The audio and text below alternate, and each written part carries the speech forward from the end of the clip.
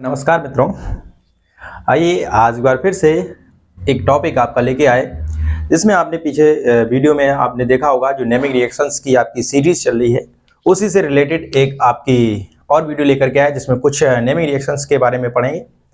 पिछले में आपने कुछ नेमिंग रिएक्शंस के बारे में पढ़ चुके हैं और इसमें जो अभी बाकी हैं उनके बारे में कुछ के बारे में जानने वाले हैं। तो आइए आज के टॉपिक को शुरू करते हैं। आज के टॉपिक में हम एक नेमिंग रिएक्शन है जिसका नाम है रसिंग प्रोसेस या रसिंग प्रक्रम जिसको बोलते हैं, रसिंग प्रक्रम जिसको बोलते हैं। आज के टॉपिक में शुरू करते हैं। रसिंग प्रक्रम क्या होता है? देखिए, रसिंग प्रक्रम में आपसे नेमिंग रिएक्शन है, तो नेमिंग रिएक्शन में आपको ये ध्यान रखना है कि जो भी आपकी नेमिंग रिएक्शन होती है उसकी कुछ ना कुछ एक पर्टिकुलर प्रोसेस होती है, उसको आपको याद रखना है। ठीक है, उसी पर्टिकुलर प्रोसेस पे हम बात करेंगे आज। जो आपकी पर्टिकुलर प्रोसेस इसकी रसिंग प्रक्रम की जो है उसमें क्या होता है। देखिए, बेंजीन से इसकी क्रिया HCl के साथ में कराई जाती है, जो भी आपका हाइड्रोक्लोरिक अम्ल और यू में इसकी क्रिया कराई जाती है। ठीक है, उत्प्रेरक एक रहता है, जो आपको उत्प्रेरक इसमें ध्यान रखना है, जो कॉपर क्लोराइड जो उत्प्रेरक रहता है उसकी उपस्थिति में आपको ये क्रिया करानी होती है। ठीक है, तो कॉपर क्लोराइड या फेरस क्लोराइड हो सकता है। तो आइए शुरू करते हैं। सबसे पहले आपको क्या करना है, इसकी क्रिया बेंजीन में ही मिलेगी आपको, या तो क्लोरोबेंजीन बनाने के निर्माण की विधि में, या फिर आपको मिल सकती है फिनॉल के निर्माण की विधि में। आप क्लोरोबेंजीन बना लेंगे, फिर आगे क्लोरोबेंजीन की क्रिया जल वाष्प के साथ में कराने पर यह फिनॉल में कन्वर्ट हो जाता है। ठीक है, तो इसमें पहले आपको क्या करना है, HCl से क्रिया करनी है, प्लस में ऑक्सीजन दिखाना है और कॉपर क्लोराइड की उपस्थिति यहाँ पर ध्यान रखें। कॉपर या फेरस क्लोराइड आप दिखा सकते हैं इसमें। ठीक है, कोई आपका धातु क्लोराइड होना चाहिए। ठीक, आगे चल के ये चेंज हो जाएगा आपका क्लोरोबेंजीन में। देखिए Cl। ठीक है, क्लोरोबेंजीन क्या होता है, यहाँ से H आपका पॉजिटिव चार्ज के साथ अलग और Cl नेगेटिव अलग होता है। आपका यहाँ से एक हाइड्रोजन जो हटता है, वो इस हाइड्रोजन को हटने के बाद जो बॉन्ड खाली होता है वो Cl जो है वहां पर जाकर के जुड़ जाता है, और एक हाइड्रोजन ये एक यहाँ से हटा होगा वो इस वाले ऑक्सीजन के साथ क्रिया करके H2O बना देता है। अब रिएक्शन को बैलेंस करने के लिए आपने देखा होगा कि बुक में इसके आगे हाफ लिखा होता है, वो उसके ऊपर डिपेंड करता है आप कैसे बैलेंस करते हैं। अगर आप इसके 2 समूह ले लेते हैं और इसके भी 2 समूह ले लेते हैं तो आपको इधर 2H2O प्राप्त हो जाएगा। लेकिन क्या करेंगे, आप यहाँ पर हाफ ही ले लीजिए, बस यहीं से आपका बैलेंस हो जाएगा पूरा का पूरा ये प्रोसेस।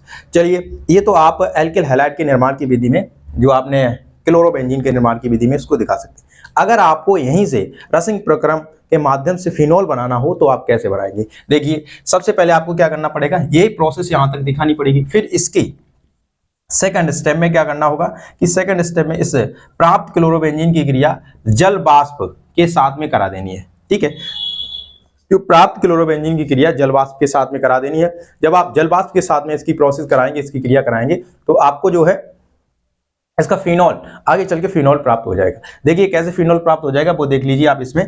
तो यहां से आप इसको जल से क्रिया कराने के बाद ये कन्वर्ट होगा फिनॉल में, और फिनॉल में जब कन्वर्ट होगा तो सिंपल सी बात है ये OH इधर आ जाएगा, और ये H प्लस OH नेगेटिव में जो टूटा था वहां से ये H HCl के साथ में यहाँ से निकल करके बाहर हो जाएगा। ये सेकंड प्रोसेस में आपकी ये क्रिया हो जाएगी। लेकिन हाँ, आपको जल वाष्प लेनी पड़ेगी और टेम्परेचर अधिक होना चाहिए इसका। ठीक है, टेम्परेचर अधिक होना चाहिए, तो आप इसमें यहाँ पर उच्च ताप लिख देंगे, उच्च ताप पर। ठीक है, और अगर किताब के हिसाब से चलेंगे तो आपने देखा होगा किताब में इसमें एक उत्प्रेरक भी लिखा रहता है, सिलिकॉन ऑक्साइड, या फिर आपको दूसरा कोई उत्प्रेरक वहां पर मिल सकता है। ठीक है, तो आप सिर्फ इतना याद रखेंगे कि आपको उच्च टेम्परेचर के हिसाब से इस क्रिया को उसमें कन्वर्ट करके दिखा देना है इसमें। ठीक है, चलिए, ठीक, ये हुई रसिंग प्रक्रम की क्रिया आपकी, जिसमें आपने क्लोरोबेंजीन या फिनॉल को आप कैसे प्राप्त कर सकते हैं।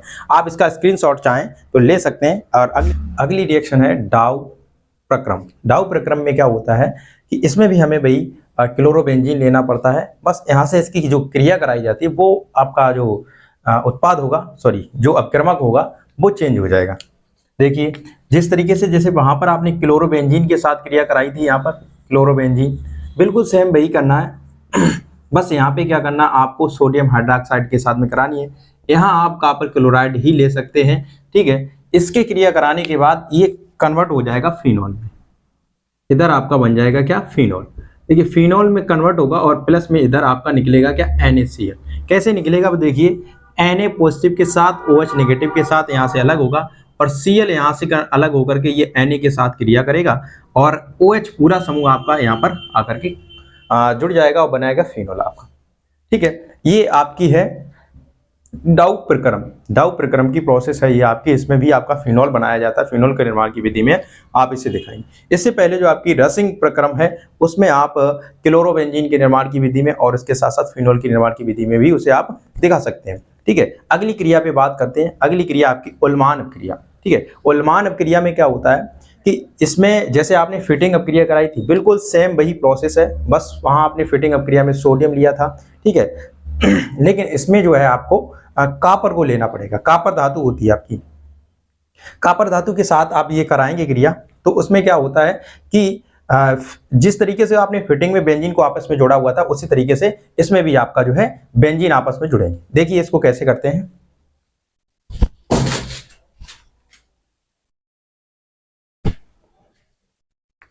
उल्मान अपक्रिया।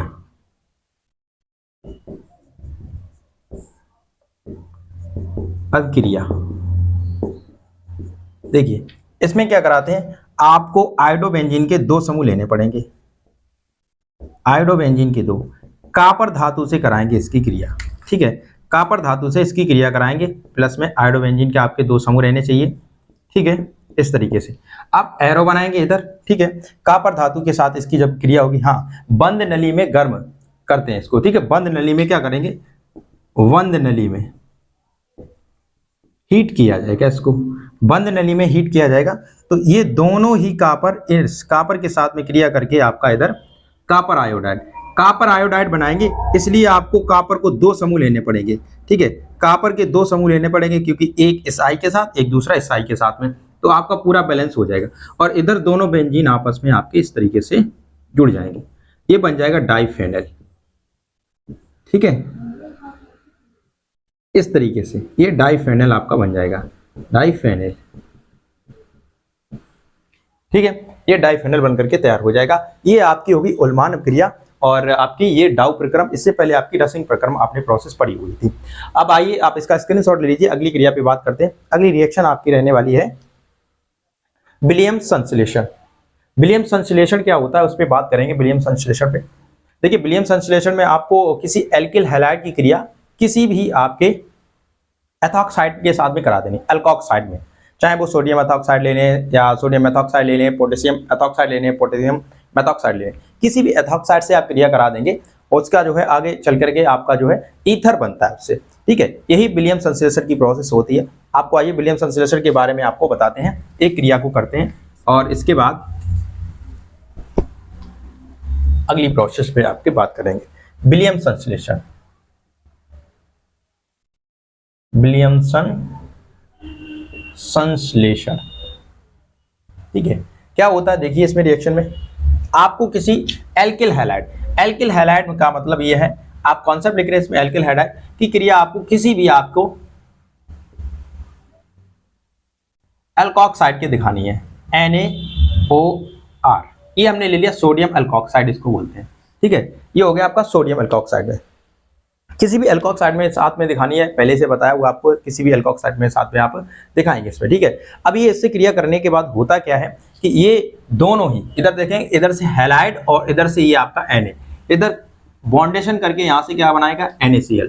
ठीक है, अब ये जो आपका एल्किल समूह है वो इसी के साथ में जुड़ जाएगा। इसी को तो ईथर कॉन्सेप्ट बोलते हैं ना सर, इसी को तो ईथर बोला जाता है। अब एग्जाम्पल पे बात करें, अगर एग्जाम्पल में क्या करना, मान लीजिए आपने C2H5Cl एथिल क्लोराइड ले लिया और इधर आपने सोडियम एथॉक्साइड ले लिया, C2H5 कर दिया। एरो बनाएंगे तो इधर से बिल्कुल सेम भैया आपका यहाँ से क्या होगा, NaCl यहाँ से निकल जाएगा और ये दोनों C2H5O और इसके बाद C2H5, ये डाई एथिल ईथर आपका बनके तैयार हो जाएगा, डाई एथिल ईथर। ठीक है, डाई एथिल ईथर।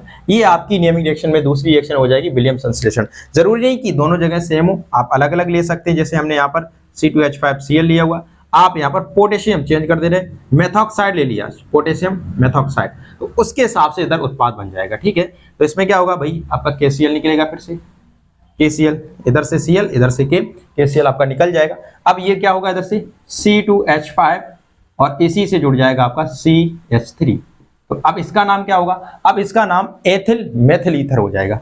ठीक है, ethyl methyl ether. Ethyl methyl ether. देखिए दोनों सेम होंगे तो डाई लगा देंगे, एक बार में नाम लिख देंगे, लेकिन अलग अलग होंगे तो दोनों का अलग अलग नाम भी लिखते हैं।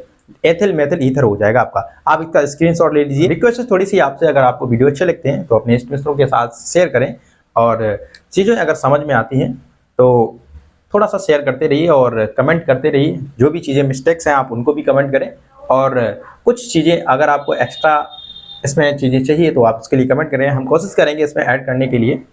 और फिलहाल आज का वीडियो आपको यहीं समाप्त करते हैं और मिलते हैं एक नए वीडियो में अगले टॉपिक के साथ में। तब तक के लिए धन्यवाद।